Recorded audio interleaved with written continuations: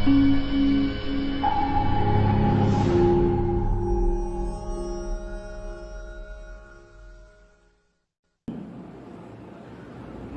হাজিরিন, আমরা সকলে জানি এই মাসটি রমজান পূর্ব যে দুটি মাস আছে, রজব এবং শাবান, এটা রমজানের প্রস্তুতি নেওয়ার মাস। এই মাসগুলোতে ইমানদার মুসলমানরা সর্বদিক থেকেই আসন্ন রমজানুল মুবারকের প্রস্তুতি গ্রহণ করবে। যেমনটি আমাদের আকা, আমাদের সরদার নবী মুহাম্মদুর রাসূলুল্লাহ সাল্লাল্লাহু আলাইহি ওয়াসাল্লাম এবং তার সাহাবায়ে আজমাইন রিদওয়ানুল্লাহি আলাইহিম আজমাইন গ্রহণ করেছেন। এই দুটি মাসে তারা রমজানের প্রস্তুতি গ্রহণ করতেন। এই সংক্রান্ত আমরা কিছু আলোচনা করেও ফেলেছি আলহামদুলিল্লাহ। আমাদের এই রজব এবং শাবান মাসে কি করণীয় ছিল, এমনকি রাসূল করিম সাল্লাল্লাহু আলাইহি ওয়াসাল্লাম এই মাসকে তো নিজের মাস বলে আখ্যায়িত করেছে। শাহরু রজব শাহরি, রজব মাস হলো আমার মাস। সুবহানাল্লাহ, কে বলেছেন এটা? রাসূল করিম সাল্লাল্লাহু আলাইহি ওয়াসাল্লাম বলেন, এই মাস হলো আমার মাস। তার মানে এই মাসের গুরুত্ব কম নয়। এই মাসের মধ্যে আমরা দুইটা আমলের কথা বলে দিয়েছিলাম, হয়তো আলহামদুলিল্লাহ ইতিমধ্যে অনেকে আমলগুলো করেও ফেলেছিল, অনেকে করতেছি, ইনশাআল্লাহ আরো করব।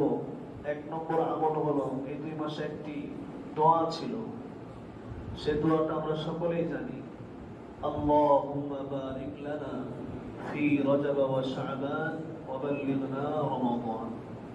সকলের মুখস্থ আছে তো? আলহামদুলিল্লাহ। সকলে বলেন, আল্লাহুম্মা বারিক লানা ফি রজব ওয়া শাবান ওয়া বাল্লিগনা রমাদান। এই যে দোয়া, এই দোয়ার বিস্তারিত মর্ম আমরা আলোচনা করেছিলাম। এটা হলো আমাদের এই মাসের এক নম্বর আমল। দ্বিতীয় নম্বর আমল বলেছিলাম নফল রোজা একটু বেশি বেশি করে রাখা। রাসূল করিম সাল্লাল্লাহু আলাইহি ওয়াসাল্লাম এই মাসগুলোতে নফল রোজা বেশি বেশি করে রাখতেন। উম্মাহাতুল মুমিনিনরাও এই মাসে রোজা রাখতেন। কেন? যাতে করে হঠাৎ রমজান মাসের রোজা রাখতে যেন কষ্টসাধ্য বেশিটা না হয়, এই জন্য আগেই একটু অভ্যাস গড়ে তোলা, একটু স্বভাবের সাথে রোজা থাকার বিষয়টাকে মিলিয়ে নেওয়া। এই জন্য এই দুটি মাসে পয়গম্বর বেশি বেশি নফল রোজা রাখতেন। আমরাও রাখবো ইনশাআল্লাহ। পারবো না ইনশাআল্লাহ? কিছু কিছু আমল আছে, যে সমস্ত আমল অতি ক্ষুদ্র ছোট, কিন্তু আল্লাহ রাব্বুল আলামিনের দরবারে অনেক বড়। ইমানদার মুসলমানদের জীবনে আল্লাহ পাক এরকম কিছু আমল রেখে দিয়েছেন, যে আমলগুলোর মাধ্যমে মানুষের কষ্ট করতে বড় কষ্ট হয় এমনটা নয়, তবে আল্লাহ রাব্বুল আলামিনের নিকটে বড় সম্মানের এবং বড় সওয়াবের, আল্লাহ পাকের নিকটে অনেক দামি। রমজান মাস আসলেই বা রমজান মাসের পূর্বেই আমাদের আরেকটা বিষয়ের প্রস্তুতি নেওয়া চাই। সে আমলগুলোর মধ্যে আরেকটা আমল হলো আল্লাহ রাব্বুল আলামিনের রাস্তায় বেশি বেশি করে হাত খুলে দান করার চিন্তা ভাবনা করা। কি করা ভাই? আল্লাহর রাস্তায় ধন সম্পদ দিয়েছেন কে? জোরে বলতে হবে। ধন সম্পদ দেন আল্লাহ।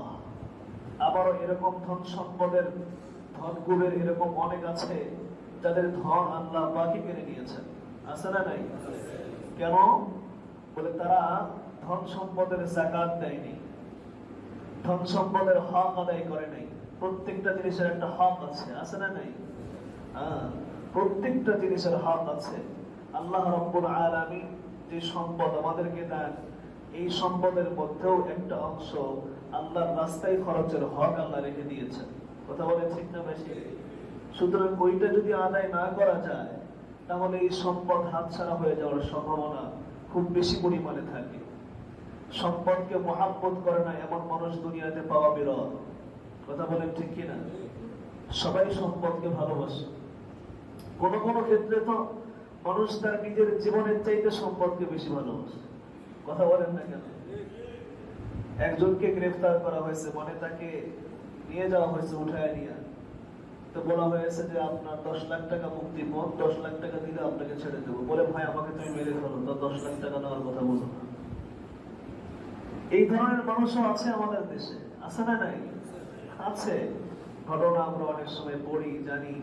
তো এই ধরনের মানুষও আছি যারা ধন সম্পদকে নিজের জীবনের চাইতে বেশি মহাব্বত করে ফেলছে। এটাই হলো জীবন ধ্বংসের এক মূল কারণ, যে মানুষ তাদের নিজের জীবনের চাইতে ধন সম্পদকে বেশি ভালোবাসবে, ধন সম্পদের সাথে নিজের জীবনটাকে একবারে লাগায় ফেলবে। আল্লাহ রাব্বুল আলামিন ওই ধন সম্পদ থেকে কিছু অংশ আল্লাহর রাস্তায় খরচের কথা বলছেন, যে একটু একটু করে খরচ করে একটা অংশ দাও আল্লাহর রাস্তায়। বলে তাহলে কি হবে? বলে এর মাধ্যমে তোমার দিল পরিষ্কার হবে এবং মালের ময়লা দূর হয়ে যাবে, মালের হক আদায় হয়ে যাবে। যতটুকু থাকবে এটুকুর মধ্যে আল্লাহ রাব্বুল আলামিন বরকত দান করবেন। আচ্ছা বলেন তো, পরিমাণের দাম বেশি না বরকতের দাম বেশি? কোয়ালিটি না কোয়ান্টিটি? কোয়ালিটি। আমাকে যদি আল্লাহ রাব্বুল আলামিন কথার কথা 50 টাকার মালিক বানান, আর একজনকে 100 টাকার মালিক বানিয়েছেন, কোয়ান্টিটির দিক থেকে তো 100 টাকার মালিক সে বেশি আর আমার কম। কিন্তু যদি আল্লাহ রাব্বুল আলামিন এই 50 টাকার কোয়ালিটি বাড়ায় দেন, তাহলে তো আল্লাহ রাব্বুল আলামিন যদি কোয়ালিটি বাড়ায় দেন, তাহলে 100 টাকার মালিক আমার সম্পর্কে কিছুই নয়। আমার 50 টাকায় যা হবে তার 100 করে 1000 টাকায় তা হবে। এটা আল্লাহ রাব্বুল আলামিনের সিস্টেম। তবে ব্যাপার হলো যেটা, সেটা হলো নিজের নিয়তকে খালেস করতে হবে। চাই করব ইখলাসের সঙ্গে করতে হবে। পারবো না ইনশাআল্লাহ? ইখলাসের সঙ্গে করতে হবে। আমরা অনেক সময় দান করি, আল্লাহ রাব্বুল আলামিন আমাদের সকলের মালের মধ্যে বরকত দান করেন, বলেন আমিন। রমজান আসছে, দানের হাতটাকে আমরা দান বাড়ায় দেবো ইনশাআল্লাহ। এখন থেকেই একটু প্রস্তুতি নেওয়ার জন্য, যাতে করে রমজানে বেশি বেশি দান করতে পারি। এই কথাগুলো এই জন্যই বলা, যাতে করে এই আমলটার মধ্যে আমরা খেয়াল করবো ইনশাআল্লাহ। দানের দ্বারা আল্লাহ পাক বিপদ আপদ থেকে আমাদেরকে হেফাজত করেন। as-সাদাকাতু তারুদ্দুল বালা। নবী আলাইহিস সালাতু ওয়াস সালাম বলেন, সাদাকা, দান, খায়রাতের মাধ্যমে আল্লাহ রাব্বুল আলামিন মানব জীবনের সমস্যার সমাধান করে দেন। দান করলে বালা মুসিবতের সম্মুখে দান আড়াল হয়ে যায়, দেয়াল বনে যায়। সুবহানাল্লাহ। মুসিবত আছে আর এদিক থেকে ব্যক্তির দানও আছে। পয়গম্বর বলেন, ব্যক্তির নিকটে মুসিবত আসার আগেই দান তার সম্মুখে আড়াল হয়ে দাঁড়াবে, তার কাছে আসতে পারবে না। কিন্তু এই দানটা হতে হবে ইখলাসের সঙ্গে, লোক দেখানোর জন্য নয়, খোটা দেওয়ার জন্য নয়। কথা বুঝে আসছে? আমাদের অনেকে দান করে অনেক সময়, তো অনেকের দিলের মধ্যে এরকম থাকে যে আমি তো তোমাকে দেই, আমি তো তোমাকে এই করেছি সেই করেছি, আমি তোমাকে না দিলে তো তুমি লেখাপড়া করতে না, পারতে না, আমি দেওয়ার কারণেই তো তুমি এই পর্যন্ত পৌঁছেছো। মানে খোটা দেওয়া যেটাকে বলে। কথা বলেন, আছে না নেই? আল্লাহ রাব্বুল আলামিন এখান থেকে আমাদেরকে বিরত থাকার জন্য নির্দেশ প্রদান করেছেন। আল্লাহ রাব্বুল আলামিন সূরাতুল বাকারা 262 নম্বর আয়াতের মধ্যে এই কথাটাই বলছেন, الذين ينفقون أموالهم في سبيل الله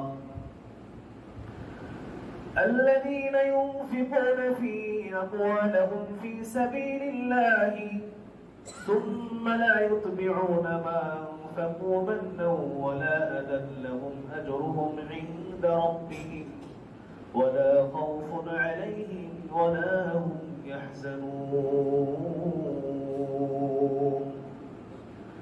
الله رب العالمين বলেন, الذين ينفقون أموالهم في سبيل الله,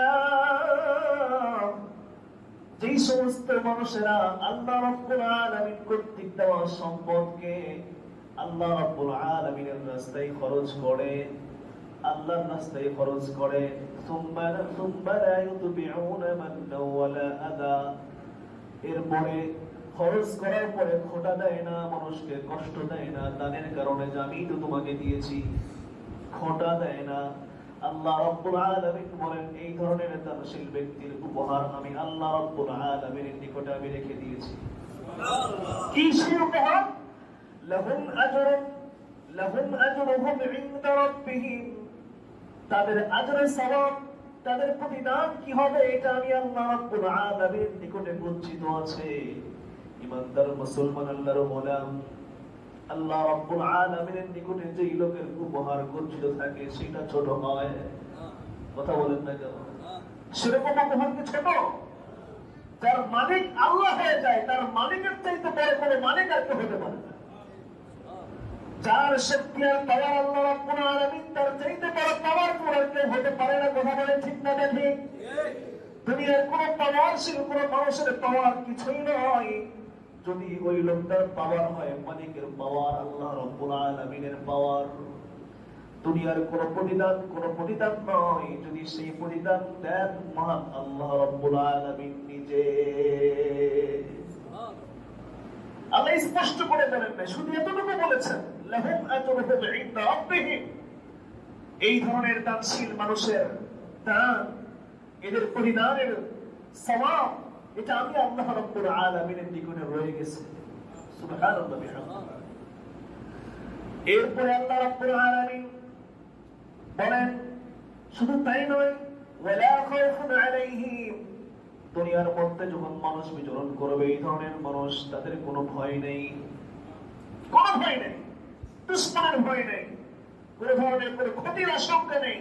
আমি আল্লাহ রাব্বুল আলামিন রহমতের ফেরেশতার মাধ্যমে তাদেরকে হেফাজত করব। লা খাউফুন আলাইহিম, মৃত্যুর সময়ে তার কোনো ভয় হবে না। সুবহানাল্লাহ বলেন। মুফাসসিরিন ইকরাম লা খাউফুনের ব্যাখ্যায় বলেন যে মৃত্যুর সময়ে তার কোনো ভয় আসবে না। আল্লাহ রাব্বুল আলামিন তাকে প্রশান্ত মনে সুন্দরভাবে তার নিজের মেহমান বানিয়ে আল্লাহ পাক তার কাছে ডেকে নেবেন। সুবহানাল্লাহ। লা খাউফুন আলাইহিম ওয়া লা হুম ইয়াহজানুন, দুনিয়ায় যেরকম তার কোনো ভয় নাই, আমি আল্লাহ রাব্বুল আলামিন তাকে আখিরাতের ময়দানে কোনো টেনশন ফিল করতে দেব না। আখিরাতের টেনশন সবচেয়ে বড় টেনশন। কথা বলেন ঠিক না বেশি? যেই দিনটা হবে ইয়াউমুল হিসাব, টেনশনের দিন, সবচেয়ে বড় মহা প্রলয়ের দিন, মহা বিপদের দিন, কিয়ামতের ময়দান। মানুষ ভয়াবহতার কারণে অস্থির হতে থাকবে। মানুষ শুধু বলবে ওগো আল্লাহ ফয়সালা হয়ে যাক আমাদের মধ্যে, আপনি ফয়সালা করে দেন, জান্নাত দেন আর জাহান্নাম দেন, একটা ফয়সালা হয়ে যাক। তবুও এই বিভীষিকাময় অবস্থা আর সহ্য করতে পারি না। কত বড় ভয়াবহ দিন হবে সেদিন। অথচ সেই দিনের ব্যাপারে আল্লাহ রাব্বুল আলামিন বলেন যে সমস্ত মানুষগুলো আমি আল্লাহ রাব্বুল আলামিনের দেওয়া সম্পদ থেকে আমি আল্লাহ রাব্বুল আলামিনের রাস্তায় খরচ করবে, অথচ কাউকে খোটা দেবে না, কাউকে খোটা দিয়ে কষ্ট দেবে না, আমি আল্লাহ রাব্বুল আলামিন এমন বিভীষিকাময় দিন, কিয়ামতের দিন তাকে আমি আল্লাহ প্রশান্ত করে দেব। কোন ধরনের টেনশন থাকবে না। রাসূল করিম সাল্লাল্লাহু আলাইহি ওয়াসাল্লাম কি বলেন? আদি ইবনে হাতিম রাদিয়াল্লাহু আনহুর হাদিস, আল্লাহর পয়গম্বর বলেন ইত্তাকুন নার, ও আমার সমস্ত উম্মতেরা রে, ও আমার সমস্ত সাহাবায়ে কেরাম, ইত্তাকুন নার, তোমরা আগুনকে ভয় করো, জাহান্নামকে ভয় করো। জাহান্নামকে আমরা ভয় পাই কি পাই না? হ্যাঁ, জাহান্নাম তো দুনিয়ার আগুনের তুলনায় কত হাজার গুণ বেশি পাওয়ারফুল।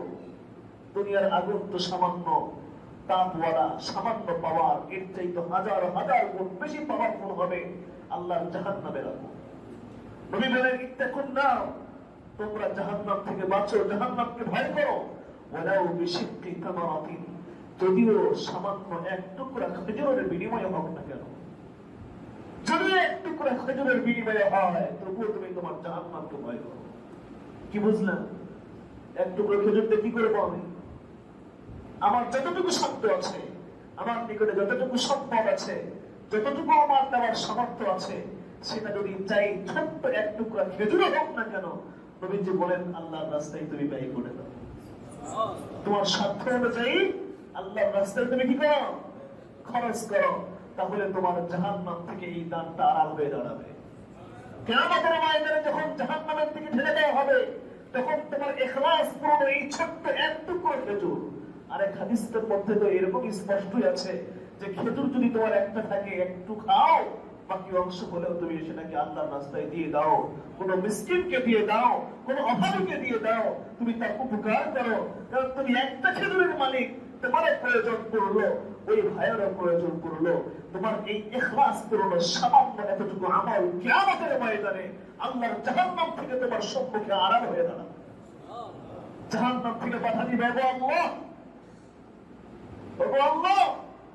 তার জীবনের একটা ছোট্ট আমল, দানের আমল আছে, যেটা তার জন্য খুব কঠিন ছিল। যেই লোকের দুনিয়ার কিচ্ছু নয়, একটা খেজুর ছাড়া সে একটা খেজুরের মালিক, তার কাছে খেজুরটা মহামূল্যবান। কথা বলেন ঠিক না বেঠিক? তার কাছে এই মুহূর্তে খেজুরটা অনেক বড় মূল্যবান। ওখান থেকে অর্ধেক আল্লাহর রাস্তায় দিয়ে দেওয়াটা চারটিখানি কথা নয়। এই জন্যই ইখলাস পূর্ণ এই আমলটা আল্লাহ রাব্বুল আলামিনের জাহান্নামের সম্মুখে, বান্দার সম্মুখে আড়াল হয়ে দাঁড়ায়। পয়গম্বর বলেন, ইত্তাকুন্না, জাহান্নামকে যারা ভয় করো, তোমরা সামান্য হলেও আল্লাহ রাব্বুল আলামিনের রাস্তায় খরচ করতে থাকো। আল্লাহু আকবার। ইখলাস থাকতে হবে। নবী আলাইহিস সালাতু ওয়াস সালাম বলেন, আখলিস দীনাকা ইয়াকফিকাল আমালুল কলিল। তুমি তোমার ঈমানকে খাঁটি করে নাও, তুমি তোমার ইখলাসকে, তোমার নিয়তকে খালেস করে নাও। যদি আমল অল্প করো ইখলাসের সঙ্গে, আল্লাহ রাব্বুল আলামিনের সম্মুখে কিয়ামতের ময়দানে এর ওজন ভারী হয়ে যাবে ইনশাআল্লাহ। এবং এই ওসিলায় আল্লাহ রাব্বুল আলামিন তোমাকে মুক্তি দিয়ে দিবেন ইনশাআল্লাহ। নবী আলাইহিস সালাতু ওয়াস সালামের ফরমান, পয়গম্বরের কথার চাইতে দামি কথা আর পৃথিবীতে কারো কথা হতে পারে? কথা বলে? যদি কেউ আমাকে বলে সূর্য এখন আসমানে নেই, দিনের বেলায় যদি কেউ বলে সূর্য, পয়গম্বর যদি বলেন যে সূর্য আসমানে নেই এখন, তাহলে নবীজির কথা সত্য। বলে সূর্য দেখা যায় আসমানের মধ্যে, আমার দেখা ভুল হতে পারে, আমার দেখা ভুল হতে পারে, কিন্তু পয়গম্বর বিশ্বনবী মুহাম্মদুর রাসূলুল্লাহ সাল্লাল্লাহু আলাইহি ওয়াসাল্লামের কথায় কি নাই? ভুল নেই। যাকে বলা হয়েছে আসদাকুল মাসদুক, যিনি সমস্ত সত্যবাদীদের মধ্যে হতে সবচেয়ে বড় সত্যবাদী, তিনি হলেন সরকারে দো জাহান, সাইয়্যিদুল মুরসালিন, নবী মুহাম্মদুর রাসূলুল্লাহ সাল্লাল্লাহু আলাইহি ওয়াসাল্লাম। তিনি বলেছেন, আখলিস দীনাকা ইয়াকফিকাল আমালুল কলিল। তিনি বলেছেন, ইত্তাকুন নার ওয়ালাউ বিশিক্কি তামরা। সামান্য খেজুর হলেও তুমি আল্লাহর রাস্তায় খরচ করো, আল্লাহ পাক এর বিনিময়ে তোমাকে জাহান্নাম থেকে মুক্তি দিবেন। পারবো না ইনশাআল্লাহ? পারবো না ইনশাআল্লাহ? তাহলে আপনাদেরকে আমি একটা হাদিসের দিকে নিয়ে যাই, যে হাদিসটা মিশকাত শরীফের মধ্যে আসছে, যে হাদিসটা তিরমিজি শরীফের মধ্যে ইমাম তিরমিজি রাহমাতুল্লাহি আলাইহি উল্লেখ করেছেন। হাদিসটা বড় চমৎকার। আনাস ইবনে মালিক রাদিয়াল্লাহু তাআলা আনহু থেকে বর্ণিত হাদিস। আল্লাহ রাসূলের সাহাবী এবং আদরের সাহাবী আনাস ইবনে মালিক, কানা আনাস ইবনে মালিক খাদিম রাসূলিল্লাহ সাল্লাল্লাহু আলাইহি ওয়াসাল্লাম 10 সানা। আল্লাহ রাসূল সাল্লাল্লাহু আলাইহি ওয়াসাল্লামের 10 বছরের খাদেম ছিলেন। সুবহানাল্লাহ জোরে বলেন। আনাস ইবনে মালিকের মা, ওনার বয়স যখন 10 বছর তার সন্তানের, তখন পয়গম্বরের দরবারে এসে বলে, ইয়া রাসূলুল্লাহ, আমি আপনার খিদমতের জন্য একে ওয়াকফ করে দিলাম। আনাস ইবনে মালিক রাদিয়াল্লাহু তাআলা আনহু নবীজির ইন্তেকালের সময় তার বয়স হয়েছে 20 বছর। 10 বছর পয়গম্বরের খিদমতে ছিলেন। আল্লাহর পয়গম্বরের ঘরে বাইরের সবকিছুর দায়িত্ব আনাস ইবনে মালিক রাদিয়াল্লাহু আনহু সমাধান করতেন। সুবহানাল্লাহ জোরে বলবেন। এমন সাহাবীর হাদিস আখরাজাহুল ইমাম আত-তিরমিজি, ইমাম তিরমিজি রাহমাতুল্লাহি আলাইহি তার কিতাবের মধ্যে হাদিসটাকে নিয়ে আসছেন। এই হাদিসের মধ্যে নবী আলাইহিস সালাতু ওয়াস সালাম সৃষ্টির এক বিশদ বিবরণ এবং গুণাগুণ প্রকাশ করেছেন। নবী আলাইহিস সালাতু ওয়াস সালাম বলেন, লাম্মা খালাকাল্লাহুল আরদা, খুব ভালো করে শুনবেন। নবীজি বলেন, লাম্মা খালাকাল্লাহুল আরদা, যখন আল্লাহ রাব্বুল আলামিন জমিন সৃষ্টি করেছেন। জমিন সৃষ্টি কে করেছেন? কথা বলেন, আল্লাহ। জমিন যখন প্রথমে সৃষ্টি করা হয়, তখন এই জমিন জাআলাত তামিদু, হেলাদুলা করতেছিল। জমিনটা যেমন পানির উপরে আল্লাহ পাক জমিন বানিয়েছেন। কথা বলেন ঠিক না? পয়গম্বর বলেন, লাম্মা খালাকাল্লাহুল আরদা জাআলাত তামিদ, যখন আল্লাহ রাব্বুল আলামিন এই জমিনটাকে পানির উপরে তৈরি করে দিয়েছেন, তখন জমিনটা নড়াচড়া করতেছিল, হেলাদুলা করতেছিল। আল্লাহ রাব্বুল আলামিন জমিনকে স্থির করার জন্য পাহাড়কে সৃষ্টি করলেন। বলেন সুবহানাল্লাহ। পয়গম্বর বলেন ফাখালাকাল জিবালা, আল্লাহ রাব্বুল আলামিন পাহাড় বানালেন এবং পাহাড়কে নির্দেশ করে বললেন, ও পাহাড়, আলাইহা, তুমি জমিনের উপরে তুমি দাঁড়িয়ে থাকবে। আল্লাহ রাব্বুল আলামিনের নির্দেশ পাইয়া পাহাড় জমিনের উপরে দাঁড়ালো। আল্লাহর পয়গম্বর বলেন ফাস্তাকাররাত, সঙ্গে সঙ্গে জমিন স্থির হয়ে গেল। পাহাড় তৈরি করার পরে আল্লাহর জমিন স্থির হয়ে যায়। এত বিশাল বিস্তৃত জমিন, যেই জমিনটা নড়াচড়া করতেছিল, আল্লাহ রাব্বুল আলামিন তার চাইতে শক্তিশালী একটা মাখলুক পাহাড়কে বানাইয়া জমিনের উপরে রাখার সঙ্গে সঙ্গে আল্লাহর জমিনটা নড়াচড়া বন্ধ করে স্থির হয়ে গেল।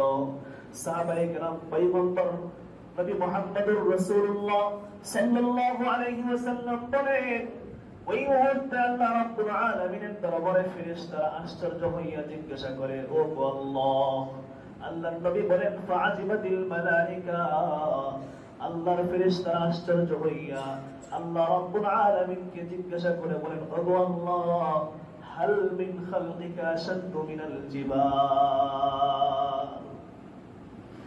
এইবার ফেরেশতারা জিজ্ঞাসা করে, ও আল্লাহ, এত বিস্তৃত নড়াচড়া করতেছে এত বড় একটা জমিন, এই জমিনকে যখন পাহাড় স্থির করে দিল, ফেরেশতারা আশ্চর্য হইয়া আল্লাহকে জিজ্ঞাসা করে, ও আল্লাহ, আপনার সৃষ্টিগুলোর মধ্যে এমন কোন সৃষ্টি আছে কিনা যেই সৃষ্টি পাহাড়ের চাইতেও শক্তিশালী? পাহাড় এত বড় একটা পাহাড়, এত বিশাল জমিনকে যদি স্থির করতে পারে, তাহলে কি পাহাড়ের শক্তি কম? কথা বলেন না কেন? পাহাড়ের শক্তি কম? আমরা যখন লোহা দিয়ে, পেড়াক দিয়ে যখন কোন একটা কিছু মানে স্থির করতে চেষ্টা করি, লাগাই না অনেক সময় কাঠের মধ্যে দিয়ে, তো লোহার ভেতর যেটা কাঠের মধ্যে ঢুকে যায়, এটার অংশ বেশি থাকে না কম থাকে? আর উপরে থাকে সামান্য। উপরে থাকে কি? সামান্য অংশ। ঠিক পাহাড় এবং জমিনের সম্পর্কটা এরকম। আমরা জমিনের উপরে যে বড় বড় পাহাড় দেখতে পাচ্ছি, এই পাহাড়গুলোর এটা হলো ওই লোহার উপরের অংশের মতো। আর এই পাহাড়ের ভেতরের মধ্যেই, জমিনের মধ্যেই পাহাড়ের পূর্ণ অংশ আল্লাহ পাক রেখে দিয়েছেন। পাহাড়ের দ্বারা আল্লাহ পাক পেড়াক মেরে দিলেন। কোরআনে কারীমের বিভিন্ন জায়গায় আছে, আল্লাহ পাক বলেছেন, আলাম নাজআলিল আরদা মিহাদা ওয়াল জিবালা আওতাদা। ও মানুষ, আমি কি তোমাদের জন্য এই জমিনটাকে বিস্তৃত করে দিয়েছি না? এই জমিনটাকে আমি আল্লাহ তোমাদের বসবাসের জায়গা বানিয়ে দিয়েছি এবং এটাকে স্থির করার জন্য পেড়াক বানিয়ে দিয়েছি, পেড়াক বানিয়েছি পাহাড়। সুবহানাল্লাহ। তাহলে পাহাড় কত বড় শক্তিশালী, তাই না? এই জন্য ফেরেশতারা জিজ্ঞাসা করে শক্তি দেখে, ও আল্লাহ, তোমার সৃষ্টিরাজির মধ্যে হতে পাহাড়ের চাইতে শক্তিশালী কোন সৃষ্টি কি তোমার আছে কিনা? আল্লাহ রাব্বুল আলামিন বলেন, নাম। ও ফেরেশতারা, হ্যাঁ হ্যাঁ, আমার সৃষ্টির মধ্যে পাহাড়ের চাইতে শক্তিশালী সৃষ্টি আছে, মাখলুক আছে। বলে কোনটা? আল্লাহ রাব্বুল আলামিন বলেন, সেটার নাম হলো হাদিদ আর লোহা। হাদিদ মানে লোহা। আল্লাহ বললেন, এই পাহাড়ের চাইতে শক্তিশালী হলো লোহা। আমার সৃষ্টি লোহা, পাহাড়ের চাইতে কি শক্তিশালী। বিশ্বাস হয় না আপনাদের? সৌদি আরবে যা দেখেন, সেখানে পাথরের পাহাড়, মাটির কোন অংশ ওখানে নেই। পাহাড় তো দূরের কথা, জমিনের মধ্যেই মাটি খুঁজে পাওয়া মুশকিল। বালু আর পাথর, আর পাহাড় গুলো তো শুধু পাথর আর পাথর। এত শক্তিশালী পাহাড় গুলোকে কেটে কেটে রাস্তা তৈরি করা হয়েছে, সুড়ঙ্গ পথ তৈরি করা হয়েছে, বিস্ফোরণ বানানো হয়েছে পাহাড় কেটে কেটে সুড়ঙ্গ বানাইয়া। কি দিয়ে কাটছে? কথা বলেন না কেন? লোহা দিয়ে কাটা হয়েছে। কথা বলেন নাকি অন্য কোনো কিছু? সর্বশেষ লোহাই তো কাটছে। তাহলে বুঝে গেল, পাহাড় যত শক্তিশালী হোক না কেন, লোহার চাইতে বেশি নয়। লোহা পাহাড়ের চাইতে শক্তিশালী। এরপরে আল্লাহর ফেরেশতারা বলে, ও আল্লাহ, হাল মিন খালকিকা শাইউন আশাদ্দু মিনাল হাদীদ।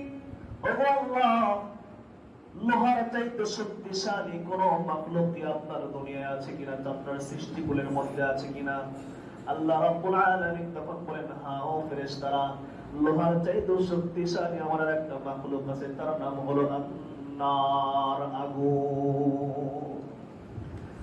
কারণ আমরা সকলেই জানি লোহা যত বড় শক্তিশালী হোক না কেন, আগুন এমন একটা মহা শক্তিশালী মাখলুক আল্লাহ পাকের, যে আগুনের মধ্যে যদি লোহা দেওয়া হয়, লোহা গলে পানি হয়ে যায়, আগুনের সম্মুখে শেষ হয়ে যায়। কথা বলেন ঠিক কিনা?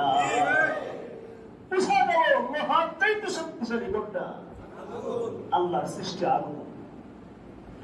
ফেরেশতারা আশ্চর্য হয়ে যায় আর জিজ্ঞাসা করে, ও আল্লাহ, তোমার সৃষ্টি মাখলুকাতের মধ্যে হাল মিন খালকিকা শাইউন আশাদ্দু মিনান নার, তোমার সৃষ্টি মাখলুকাতের মধ্যে হতে আগুনের চাইতেও বেশি শক্তিশালী কি আর কোন মাখলুক আছে? আমার আল্লাহ রাব্বুল আলামিন তখন বলেন, নাম, হে আমার ফেরেশতারা, আমার সৃষ্টি আগুনের চাইতেও শক্তিশালী আর একটা মাখলুক আমি আল্লাহ রাব্বুল আলামিন বানিয়েছি। বলে তার নাম কি? আল্লাহ রাব্বুল আলামিন বললেন তার নাম হলো পানি। আমি আল্লাহ রাব্বুল আলামিন পানিকে এত শক্তিশালী করেছি, আগুন যত বড় শক্তিশালী হোক না কেন, পানি দিয়ে আগুনটাকে আমি আল্লাহ রাব্বুল আলামিন শেষ করে দিতে পারি। পানি দিয়ে আগুন নিভানো যায়। কথা বলেন ঠিক না বেঠিক? পানি দিয়ে আগুন নেভে কি নেভে না? হ্যাঁ, বাস্তবিক ভাবেও যেরকম আগুন, বাস্তব আগুনে পানি দিয়ে নেভানো হয়। ফায়ার সার্ভিসরা এসে কি করে? কি বলো, অন্য কোনো কিছু আছে নাকি? হয়তো তার সাথে হয়তো কিছু মেডিসিন থাকলেও থাকতে পারে, আমার জানা নাই। তবে পানি তো, পানি দিয়ে বিশাল বড় বড় বিল্ডিং এর মধ্যে আগুন লেগে গেছে, পানি দিয়ে কি করতেছে? আগুনকে নিভাইয়া দিচ্ছে।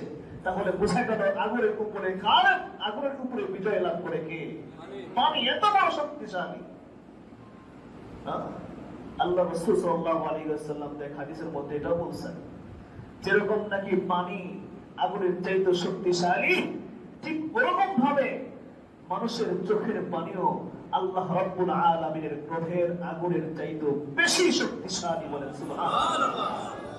قال رسول الله صلى الله عليه وسلم دمع العاصي يطفئ غضب الرب, মানুষ যারা গুনাহগার, এই গুনাহগারের অনুতপ্ত অবস্থার দুফোঁটা চোখের পানি আল্লাহ রাব্বুল আলামিন জাল্লা জালালুহু আম্মা নাওয়ালুহু, এত বড় মহা পরাক্রমশালী খোদা, যার রাগ আর ক্রোধের আগুনকে দুফোঁটা চোখের পানি নিভিয়ে দেয়, নিভিয়ে দেয়। ফেরেশতারা জিজ্ঞাসা করেন, ওগো আল্লাহ, হাল মিন খালকিকা শাইউন আশাদ্দু মিনাল মা, আপনার সৃষ্টিকুলের মধ্যে এই পানির চাইতে কোনো মাখলুক এরকম আছে নাকি যে পানির চাইতে বেশি শক্তিশালী? আল্লাহ রাব্বুল আলামিন বলেন, নাম, ও ফেরেশতারা, হ্যাঁ হ্যাঁ হ্যাঁ, এই যে এত বড় শক্তিশালী পানি, এর চাইতে বড় শক্তিশালী মাখলুক আমি আল্লাহ রাব্বুল আলামিন আরেকটা বানিয়েছি। ফেরেশতারা বলে, ও আল্লাহ, সেই মাখলুক কোনটা? আল্লাহ রাব্বুল আলামিন বলেন, সেটা হলো রিহ, বাতাস। সুবহানাল্লাহ বলেন। কিভাবে শক্তিশালী আমরা সকলে জানি। নদী এবং সমুদ্রের মধ্যে আল্লাহ রাব্বুল আলামিন পানি, এত বড় শক্তিশালী পানি, এত বড় শক্তিশালী হওয়ার পর আল্লাহ রাব্বুল আলামিন বাতাসের মাধ্যমে পানিটাকে উঠাইয়া আসমানে নিয়ে যায়। কি বলেন? জলবায়ু তৈরি হয় কি হয় না? বৃষ্টি হয় কি হয় না? আল্লাহ রাব্বুল আলামিন এই ব্যবস্থা কিভাবে করেন? জমিনের পানি ওখান থেকে বাতাসের মাধ্যমে আল্লাহ উঠায়। সুবহানাল্লাহ। বাতাস যেদিকে, পানি সেদিকে। পানি যদি ঘাট তাড়ামি করে যে আমি এইদিকে যাব না, বাতাস যদি কন্ট্রোল করে বলে না ওইদিকে না এদিকে যেতে হবে, বাতাসের অনুগামী করতে হবে পানিকে। কথা বলেন না কেন? হ্যাঁ, এই জন্য আল্লাহ রাব্বুল আলামিন বলেন, পানির চাইতে বেশি শক্তিশালী হলো আমার সৃষ্টি বাতাস। এরপরে ফেরেশতাদের প্রশ্নের শেষ নাই, শেষ পর্যন্ত না যাওয়া পর্যন্ত ফেরেশতাদের কৌতূহল চলছেই চলছে। ওগো আল্লাহ, আপনার এই বাতাসের মতো শক্তিশালী প্রাণীর চাইতো, মাখলুকের চাইতো, আপনার এই শক্তিশালী মাখলুক বাতাসের চাইতো কি আপনার সৃষ্টিকুলের মধ্যে কোনো কিছু এমন আছে যা এর চাইতো বেশি শক্তিশালী? আল্লাহ রাব্বুল আলামিন বললেন, ও আমার ফেরেশতারা, নাম, হ্যাঁ হ্যাঁ, এত বড় শক্তিশালী মাখলুক বাতাস, তার চাইতেও বেশি শক্তিশালী আমি আরেকটা জিনিস বানিয়েছি। শুনতে চান সেটা? শুনতে চান আপনারা সেটা? জানার খুব আগ্রহ হচ্ছে না? নবী আলাইহিস সালাতু ওয়াস সালাম যেটা বলেছেন, আল্লাহ রাব্বুল আলামিন তখন জবাব দিয়ে বলেন, ও আমার ফেরেশতারা, এত বড় শক্তিশালী প্রাণীগুলো যাওয়ার পরে একের পর এক সর্বশেষ হলো বাতাস। বলে বাতাসের চাইতে শক্তিশালী আমি আল্লাহ রাব্বুল আলামিন একটা মাখলুককে বানিয়েছি, আর সেই জিনিসটা হলো আল্লাহ রাব্বুল আলামিন বলেন, ইবনু আদম তাসাদ্দাকা বিসাদাকাতিন বিয়ামিনিহি লা ইউফিহা মিন শিমালিহি। আল্লাহু আকবার। আল্লাহর পয়গম্বর বলেন, আল্লাহ রাব্বুল আলামিন তখন ফেরেশতাদেরকে জানায় দেয়া বলে, ও ফেরেশতারা, এর চাইতে বড় শক্তিশালী জিনিস হলো ওই ইবনে আদম, ওই মানুষ, যেই মানুষটা আমি আল্লাহ রাব্বুল আলামিনের রাস্তায় সাদকা করলো, দান করলো এমন ভাবে গোপনে যে তারা ডান হাতে ডান বাম হাতে জানতে পারে না। সুবহানাল্লাহ বলে মানুষ যে জিনিসটা দান করবে আল্লাহ রাব্বুল আলামিনের রাস্তায়, ওইটা আল্লাহ রাব্বুল আলামিনের সমস্ত মাখলুকাতের চাইতে সবচাইতে বড় পাওয়ারফুল, সবচাইতে বড় শক্তিশালী। কথা বলেন ঠিক কিনা? এর চাইতে বড় কোনো শক্তিশালী, এর চাইতে বড় কোনো পাওয়ারফুল মাখলুক আল্লাহ রাব্বুল আলামিন জমিনে আর বানান নাই। ফেরেশতাদের সঙ্গে আল্লাহ পাকের কথা বলেন, চাইতে চাইতে আল্লাহ বললেন, হ্যাঁ, ইবনে আদম যদি আমার রাস্তায় দান করে, তার এই দানটা এই সমস্ত মাখলুকের চাইতে বেশি পাওয়ারফুল। আমি আল্লাহ রাব্বুল আলামিন সেটা কবুল করে নেই এবং তার সম্মুখে তার সমস্ত সব কিছু থেকে আমি আল্লাহ তাকে হেফাজত করে তার আমলটাকে কবুল করে নেই আমি। আর এই আমলটা তার নাজাতের জন্য জরিয়া হয়ে যায়। কত বড় পাওয়ারফুল আমল! আর এত বড় একটা ছোট্ট আমল, আমার যতটুকু সাধ্য আছে, আল্লাহ তো লা ইউকাল্লিফুল্লাহু নাফসান ইল্লা উসআহা, আল্লাহ তো আমাকে সাধ্যাধিক কোনো কিছু করতে বলেন নাই। কথা বলেন ঠিক না বেঠিক? সাধ্য থাকলে করবো, না থাকলে নেই। তো সাধ্য নেই এমন কোন ব্যক্তি নাই আমার মনে হয়, আছে? কম হোক আর বেশি হোক, মানুষের সাধ্যের মধ্যে আল্লাহ পাক দানের ক্ষমতা দিয়ে দিয়েছেন। উসমান গনি কত বড় দানশীল ছিলেন। তবুকের যুদ্ধের ঘটনা বলার সময় আমার নেই। পয়গম্বর যখন একেবারে ঘোষণা করলেন, যার কাছে যা ছিল তাই নিয়ে হাজির হয়ে গেছেন। উসমান গনি, আল্লাহু আকবার, এত অভাব অনাটনের মধ্যে তখন মক্কা মানুষরা সাহাবায়ে কেরাম বিরাজ করতেছিলেন। যখন খুব গ্রীষ্মকাল চলতেছিল, খেজুর একটু পাকতে পাকতে ভাব ঘরের মধ্যে উঠাবে, এমন সময় তুবুকের ঘোষণা। এখন চলে গেলে তো আর ফসলগুলো কি হবে? হ্যাঁ, বছরে একটাই সিজন চলে আসে তাদের জন্য। তাই হোক, পয়গম্বরের আদেশ হয়েছে, যেতে হবে, শরীক হতে হবে যুদ্ধে। উসমান গনি রাদিয়াল্লাহু আনহুর ভূমিকা সবচেয়ে বেশি ছিল। সুবহানাল্লাহ বলেন। একদিকে তো ওসমানের দান কি দিয়েছেন তার আমি এখন বললাম না, উনি ওনার সম্পদের অনেক অংশ দান করেছেন। সুবহানাল্লাহ বলেন। আর একদিকে আবু বকর সিদ্দিক রাদিয়াল্লাহু আনহুর ঘরের দিকে তাকাও। আবু বকর সিদ্দিক একটা পোটলার মধ্যে, ওই যে আমরা টাকা উঠাই না, যে এটার মধ্যে দিয়া, মনে করেন কথার কথা, এর মধ্যে যা কিছু একটা পাইছেন বছরের নিয়ে পয়গম্বরের দরবারে হাজির হয়ে গেছে। সুবহানাল্লাহ। সম্পদ অনেক বেশি, হ্যাঁ, কোয়ান্টিটি কম, কিন্তু এত বেশি কোয়ালিটিফুল ছিল, এত বেশি কোয়ালিটিফুল ছিল যে হযরত ওমর ইবনে খাত্তাব বলে, আমি তো আমার সম্পদের অর্ধেক দিয়েছি, মনে করেছিলাম যে তবুকের এই অংশগ্রহণে আমি আবু বকরকে ছাড়িয়ে যাব, কিন্তু না, পারলাম না। অর্ধেক সম্পদ হাজির করছেন, আর আবু বকর সামান্য একটা পোটলার মধ্যে নিয়ে আসছেন। হযরত ওমর ফারুক বুঝে গেছেন যে আজকে আমি জিততে পারলাম না, আমার অর্ধেক সম্পদের মোকাবেলায় আবু বকর সিদ্দিকের এই পটলি ভর্তি এইটুকু সম্পদ, এটা আল্লাহ রাব্বুল আলামিনের নিকটে, আল্লাহর রাসূলের নিকটে অনেক অনেক গুণে বেশি। জিজ্ঞাসা করছেন, আবু বকর, কি রেখে এসেছো ঘরের মধ্যে? তুমি কি রেখে আসলে? সরাসরি সাফ এক বাক্যে জবাব দিয়ে বলেছেন, আল্লাহ ওয়া রাসূলুহু। তারাক্তু আল্লাহ ওয়া রাসূলুহু, আমি আমার ঘরে আল্লাহ আর আল্লাহর রাসূলকে ছাড়া আর কিছু রেখে আসিনি। সব নিয়ে আসছেন। হযরত ওমর অর্ধেক নিয়ে আসছেন। তাহলে কোনটা কোয়ালিটিফুল হলো? আবু বকর সিদ্দিকের অল্প দান, কিন্তু সব নিয়ে আসছেন। ওইটাই বলেছিলাম, যার কাছে একটা খেজুর আছে মাত্র, সে এক খেজুরের মালিক, তার জন্য এক খেজুর দিয়ে দেওয়াটা বহুত বড় ব্যাপার, কারণ সে মালিকই এক খেজুরের। কথা বলেন ঠিক কিনা?